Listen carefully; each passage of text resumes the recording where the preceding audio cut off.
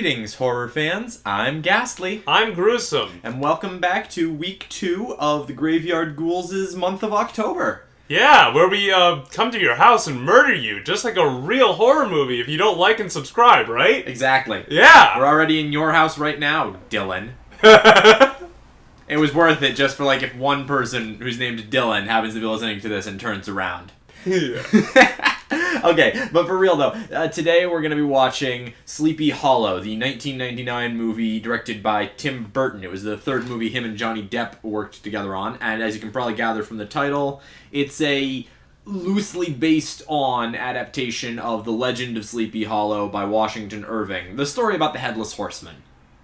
So who's in this thing? Because it's an all-star cast, if I remember correctly. Yeah, but it's not his regular all-star cast. No, it was. He hadn't put together his usual posse yet. Yeah, he has Johnny Depp, which is the first member, but he has Ian McDiarmid from Star Wars. Christina Ricci? Christopher Walken. Yeah, he's amazing in this. Some people have argued, I don't agree with them, but some people have argued that this movie contains Christopher Walken's greatest performance of his entire career. Christopher Lee's in this movie? Yeah, as is Sir Michael Gambon, Miranda Richardson, Jeffrey Jones, Michael Michael Gough, Richard Griffiths, Martin Landau. The reason Christopher Lee is in this is, aside from the fact that Burton's a big fan of his and they've worked together on other projects, well, they went on to work together on other projects, is that the movie is a giant shout-out / love letter to the old Hammer horror films, and Sir Christopher Lee was the star of those productions. I'm just really excited to see Ian McDiarmid in whatever this is a great movie. They do take some liberties. It contains references to both the Washington Irving short story and to the Disney animated adaptation thereof. But it's not really the story either way. It's because it's a really short story, and it's in the book heavily implied that the Horseman is a myth and that Brom Bones is just scaring Ichabod Crane. Right. And this one, it changes some things up, and it wants you to. It counts on the fact that you know that the Horseman's supposed to be fake. Right. But it made a feature-length film out of it. It's kind of a horror movie. It's kind of a horror comedy. Okay. Well, you know how in Pee Wee Herman's Big Adventure, it's a goofy comedy, except there's that scene with Large Marge where it gets legitimately freaky? I love Pee Wee Herman. You don't understand. That's probably my favorite Tim Burton movie. It's a good choice. Either that or Edward Scissorhands. Those are both good choices. But let's be honest, Pee Wee Herman's Big Adventure is something very incredibly special in the Pee Wee Herman verse. It's a Herman verse. Like it's the MC. I love it. It's just a masterclass. No, it's a great comedy. Movie. But you know how it gets really freaky during the Large Marge sequence? Yeah. But it's still that goofy freaky. A lot of this movie is that kind of freaky. Some of it's just straight horror, but a lot of it is that kind of, oh, alright, that's weird but scary kind of scary. That's awesome. Yeah, I think you're going to get a kick out of it. We actually went to that diner. Really? Yeah, that's cool. The Pee Wee Herman one. Yeah, we were out in California for a vacation one time, and we were out in the desert, right by California, some desert, and we drove right by a restaurant that had a big dinosaur next to it, and we were watching Big Adventure on the way to our hotel. Oh no! So we look down, we look up, and wait a minute. That's the same dinosaur. Yeah. That's incredible.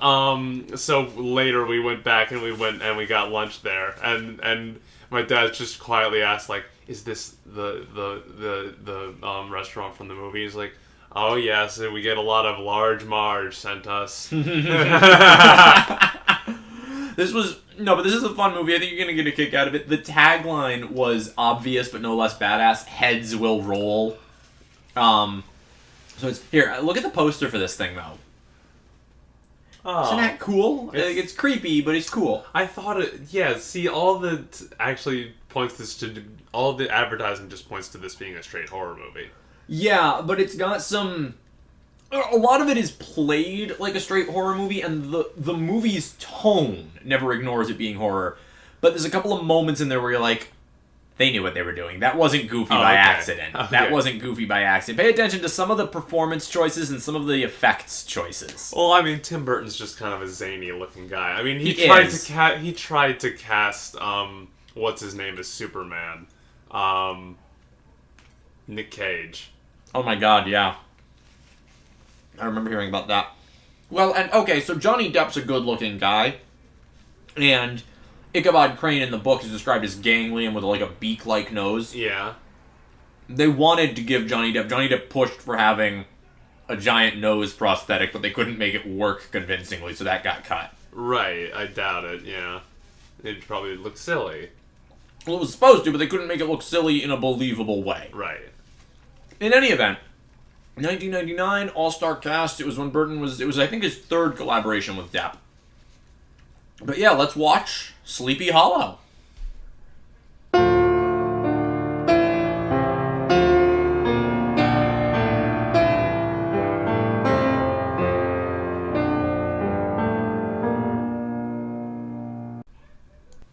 And we're back. Yeah. So that was Sleepy Hollow. What'd you think? So, I like a lot of things in this movie. I think there's a lot of things to appreciate. I think as a story, I prefer The Legend of Sleepy Hollow as just a shorter form thing. I think there's a lot of auxiliary stuff that's also going on in this movie that can be dropped or like. Really, such as? I just like. I think. Actually, I'm not even sure. I can't even. My head is so fuzzy. But like, I just think. I don't know. I feel like simpler is better with this specific story. Yeah, they did make a big murder mystery out of it, and they go out of their way. They go out of their way to plant some false leads. Like they really build up Katrina, the daughter, and the love interest as she might be a witch. And no, she is a witch, basically, but she's a good witch, and she keeps drawing this evil eye symbol that Crane thinks is causing all the problems. But accurately, the evil eye is used to protect against the evil, and then he's like, oh, crap, she was trying to stop the murders. I gotta say, I was also hoping for a bad ending, because I was hoping for Ichabod Crane to get off to the end of the story. You didn't want him to go happily ever after off with Katrina and their adopted son. And No. Because in the short story, he runs off and marries a rich widow, assuming he didn't just get taken by the horseman. Right. Even though the horseman's heavily implied in the original short story to just be Brom Bones in a costume. Which they reference by having Brom Bones dress up in a costume to spook Ichabod halfway through this. Right. And then he gets But I love that. I actually love that scene. I think that's one of the cooler scenes because it's also kind of an exact like frame for frame shell of the like original Disney the cartoon one. Yeah, with the way the pumpkin flies towards him and when he's crossing the bridge and the flames even around it and the way you hear the frogs going Ichabod Crane, even though they're frogs. Oh, I did not hear those. Yeah, when he's crossing the bridge right before he sees the horseman, they do it briefly and he gets this that's look of, what? So cool. Yeah, they basically recreate the climax of the Disney's animated Headless Horseman short, only it's halfway through the movie. And listen, that's a very fun homage because that is probably one of the best scenes in that little cartoon. Oh yeah, it's a great little cartoon that does a really good job adapting the actual short story. This was really more of a inspired by. Oh yeah, and I get why they went with murder mystery. It makes sense. Did you see what I meant about the it's not a comedy, but there's some very pitch black comedy moments in here. It's goofy. It's like when he decapitates that one guy and the head spins around 360 degrees like a top. And like it's got like a lot of the early like half claymation type nonsense with the CGI, with the way like when the horseman gets his head back, the flesh grows on him and his eyes bug out. The weird stop motion animation stuff that he was doing early in his career, like with Beetlejuice and like Pee-wee's Big Adventure and this. Yeah, I don't know if he did use stop motion. I think they used CGI, but just deliberately made it look like it was the old stop motion. Really? I think. Don't quote me on that, but I'm pretty sure. Okay. Don't quote me on that, he says, into our recording. You quoted. It's on the internet. Here we go, yeah. Yeah, like I said, I don't think it is, but I always get a kick out of the fact that people say that this was Christopher Walken's best performance of his career. Oh, please. I think it's funny. Because for the context, if you didn't watch the film, all he does is bulge his eyes menacingly and go, "Rah! Gah!" and decapitate people. He doesn't have a line of dialogue. I love him. He's good, though. He's great. It really is a great all-star cast. It's really kind of jarring to see some of them, though. Sure. Well, I mean, the priest, the crooked priest, is just the dad from Beetlejuice. Right. What's that actor's name? I have no idea either. Let me look that up. But you'd commented it wasn't Burton's full crew, but mostly he was just missing Helena Bonham Carter. Like, I'm trying to think which other Burton regulars didn't show up. Christopher Lee showed up briefly. Johnny Depp is there. I think Elfman did the soundtrack. Let me check that. Did he? I'm looking it up. Sleepy Hollow soundtrack. Yeah, it's Elfman. That's Danny Elfman. I want Elfman and... I mean, he's been with him since the beginning, though. Yeah. Let's see, who was the dad from Beetlejuice? Beetlejuice, dad... Oh, it's Jeffrey Jones. Oh. And Jeffrey Jones is the guy in this. I do like how there is the conspiracy, and I do like how it's possible to work out what the conspiracy is, as Ichabod Crane does. It's a relatively fair mystery. Yeah. With the clues we get, we can deduce that it was probably the dad that he thinks it was, but then if you're, like me, know your occults, and you know that the evil eye is a good symbol of protection, not an evil one, you realize that the symbol he's seeing isn't the daughter. It's not the daughter doing evil stuff, and since the dad gets killed, that means it can only be the stepmother. I didn't really even know there was going to be that kind of iconography in this movie. Yeah, Burton really went on. I guess he figured, if I'm making the Horseman an actual evil ghost being controlled by a witch, I may as well go all in. Yeah, I think that's something that jarred me a bit. Was that the Horseman was being controlled? Yeah, that too. It's a weird choice. It rubbed a lot of people the wrong way when this came out. And I gotta say, the only thing in this movie that really gets me, I don't dislike it just annoys me, it could have been handled better, is the reveal of the mystery is literally just the killer monologuing at her last victim. And it makes sense that she's got a personal relationship to the final victim, she wants to tell somebody, but it is very, oh, and then I killed them, oh, and then I killed them, oh, and then I killed them. It's like, okay, we get it, you killed everyone. Yeah. So there's a lot of things that kind of fall but around, and like some of the dialogue is kind of muddling around. Cheesy. It's a little cheesy, but I think the fact that the whole film is very deliberately so melodramatic and cheesy, and like I said, a reference to the Hammer horror movies with that super red, super gooey blood. Oh, God. Like, it's super unrealistic. They really went for a very deliberate shade of blood, to the point where they early on, and you didn't fall for it, but they early on do a fake out of what looks like dripping blood, except it's dripping wax. Yeah. And the only reason it didn't work on you, and the reason it might miss a lot of people, is because it doesn't look like real blood. No, it looks kind of like waxy. But the blood in this movie doesn't look like real blood. Yeah. But then again, neither did the blood in Christopher Lee as Dracula. It looked very red, to make it stand out more. It's a very atmospheric film. You commented that the house looks like the house from Scooby-Doo. Oh yeah, the house does. It looks like exactly the house from the beginning of Scooby-Dooby-Doo. Where Are You? The original one, yeah. Yeah. Well, it's a pretty standard spooky house design, I suppose. I guess, but New England Gothic. Yeah, but like with the exact, like it almost looked like it had the exact towers too. I'm not gonna lie.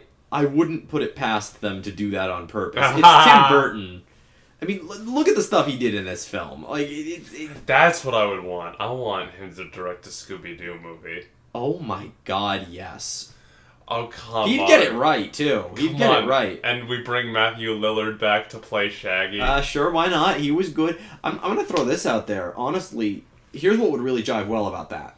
Yeah. In Scooby-Doo, especially in the original one, there'd always be, like, creepy old man Carruthers, who, like, is the cemetery caretaker and who every line of dialogue is delivered like he wants to murder you. And then it turns out it's not him. He's just creepy. He's just creepy old man Carruthers just Milkman exists. Billy? Yeah. It was you? But in the actual Scooby-Doo live-action movie, in the original Ghost, the ghost who shows up in the opening, the Luna ghost, turns out to be the creepy old janitor. And I was like, that's a misstep. But since Burton routinely makes films where the moral is weird people are people too, and it's the normal people who are worse, that would fit very well with a Scooby-Doo thing. Here's the thing about the 2000s movies. Those are like the Brady Bunch parody movies, though. Is that a thing? Have you not seen the Brady Bunch parody movies? Oh, they're fantastic, Peter. Okay. No, I haven't. I mean, I was never a Brady Bunch fan. The Brady Bunch is square as hell. I'm not a very big fan of the TV show either, but it's over over-exaggerated, like, of the tropes of the show. It's just like, Marsha, and then she walks away like this. Oh my goodness, yeah, like a cartoon character. Okay, I could see that being fun, sure. Alright. Like, but that's what those films are to Scooby-Doo. Here's the we've gotten so off topic, but I don't care, we're embracing this. The other thing is, there's rumors, and you can see the remnants of it in the film, there's rumors that they wanted it to be an R-rated, basically straight-up parody of it, with Shaggy being openly a stoner, with all this stuff. And then the studio said no, and so what we're seeing is a very toned-down thing, but you still have multiple allusions to weed, just as jokes. You still have the, Velma ending up in a shirt that has a neckline so low it may as well not be there. So there's still the remnants, and so the end result is just very odd. It's just very odd. I still like those movies a lot. I didn't say I didn't like them. I just said they're odd and they're not... But yeah... I like them even though they're not good. Does that make sense? Yeah. They're not good films, but I enjoy them. I forget how actually handsome Johnny Depp was when he was really, really young. I mean, he's still pretty handsome for a guy in his 50s who looks like he's in his 30s. Whatever he's been drinking or putting on his skin, I want some of it because that man doesn't age like a human. He ages, but not... He has tired eyes, though. He looks like he looks like he's been through a lot. I know. I mean, look at what has happened. I mean, I don't want to make this too dark, but look at the nonsense he's been dragged through in the past 2-3 years alone. Yeah, that he's barely managing to come back from now. Yeah. So yeah, I get why he looks tired all the time, but yeah, he does. He had a very attractive look back in the day, and he still does. He just has a more mature look now. Yeah. Who was the actress playing Katrina? Because I found her to be. She was the one who got my eye in this movie. Really? Was it Christina Ricci? I don't know how you pronounce this name. Sleepy. She seemed very bland to me. Cast. Well, she's playing an ingenue. I know. It's Christina. How do you pronounce this woman's name? I do kind of hate that though. Ricci, Ricci. I don't know how you pronounce it.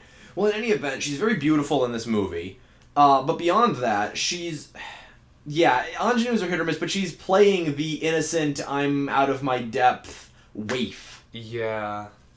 Which is what the character basically was in the short story. I get it. Burton has a thing for ingenues. I just haven't noticed. Yeah, I don't. There's nothing for me in that. I don't. I'm gonna throw a guess out here. Your least favorite character in Sweeney Todd is the daughter. What's her name? Joanna. Your least favorite character in Sweeney Todd is Joanna, isn't it? I wouldn't say least favorite. I don't think she does enough to be offensive to me. She's just kind of a tool in that story. Rewind. Did you find the character of Katrina Van Tassel in this movie who be offensive to you? Just kind of annoying, I think. Amazing.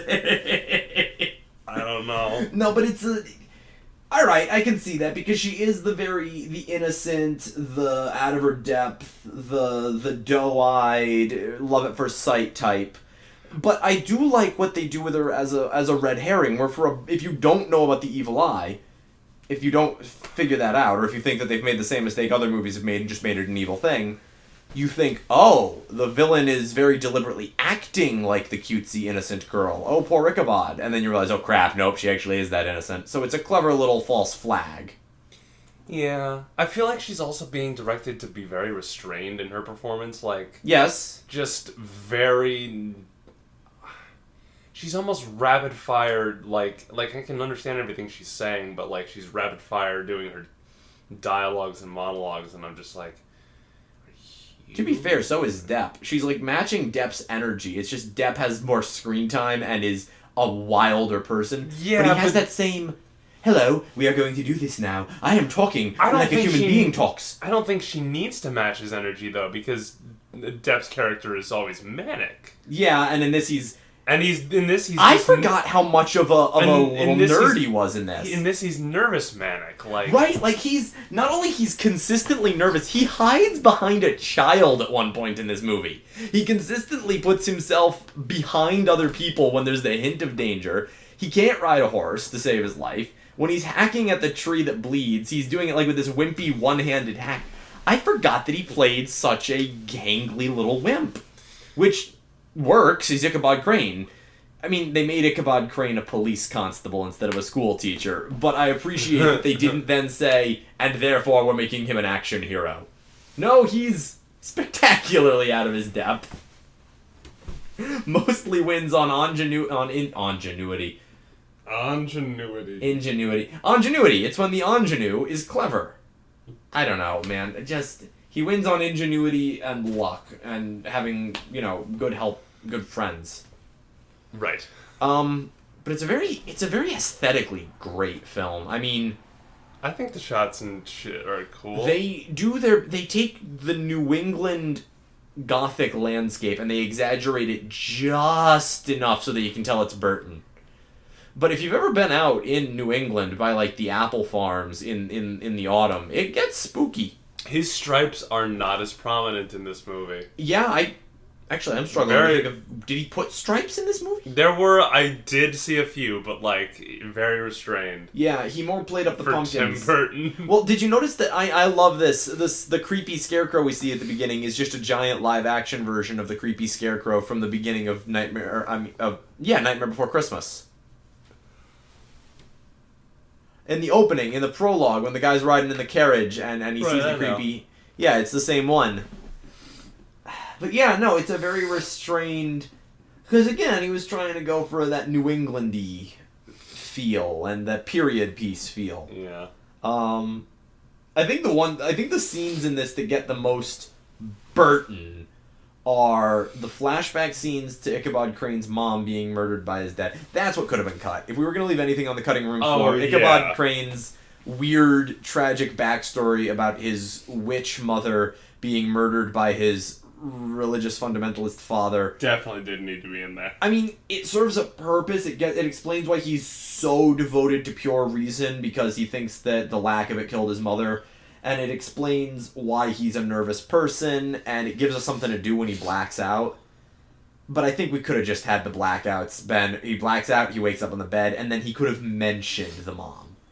Yeah. On the flip side, as I was leading into with this, the flashbacks are very aesthetically interesting. They are the sheer bright white colors with the sheer blood red colors of the walls and the doors, and then the grim dungeon. It looks very Burton.